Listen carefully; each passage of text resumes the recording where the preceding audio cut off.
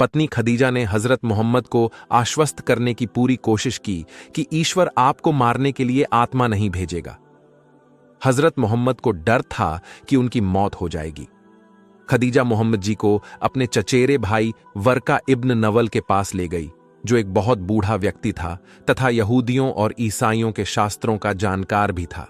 उसने घोषणा की कि स्वर्गीय दूत जो पुराने समय में मूसा के पास आया था वही मोहम्मद के पास भी आया है और उस फरिश्ते ने मोहम्मद को लोगों के पैगंबर के रूप में चुना है। साथ ही साथ उन्होंने मोहम्मद जी भविष्य में होने वाले विरोध से भी अवगत कराया। इससे मोहम्मद चिंतित हो गए। उस समय अरब में लोग मूर्ति पूजा और बहुदेववादी यानी अनेक देवताओं पर विश्वास रखने वाले थे। हजरत मोहम्मद के जन्म के समय पूरा अरब धर्म के बहुदेववादी रूप में विश्वास करता था। अरब इब्राहिम के वंशज थे जो एकेश्वरवादी थे।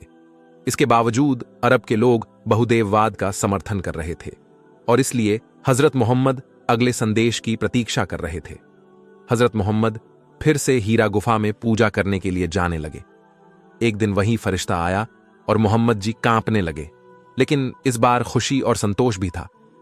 पैगंबर मोहम्मद आए और खुद को ढक लिया। फरिश्ता उसके पास आया और कहा, हे कपड़े में लिपटा हुआ आदमी, जागो और भगवान के डर से अल्लाह का गुणगान करो। अपने दिल को शुद्ध और बहुदेववाद से दूर रखो।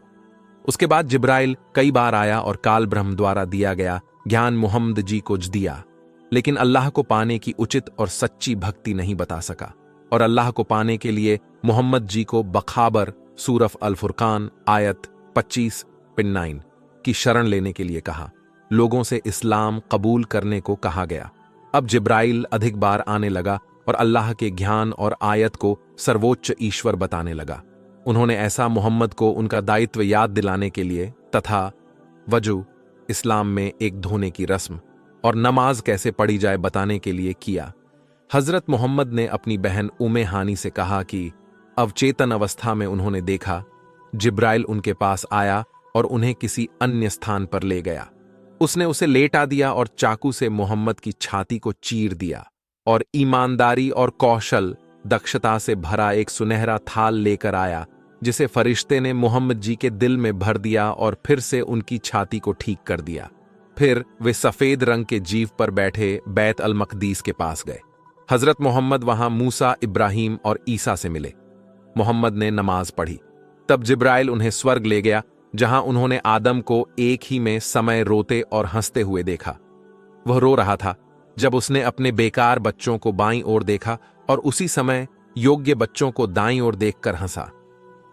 यहां ध्यान देने वाली बात है कि आदम स्वर्ग में भी खुश नहीं था, जिसका मतलब है कि स्वर्ग में भी आराम और खुशियां नहीं।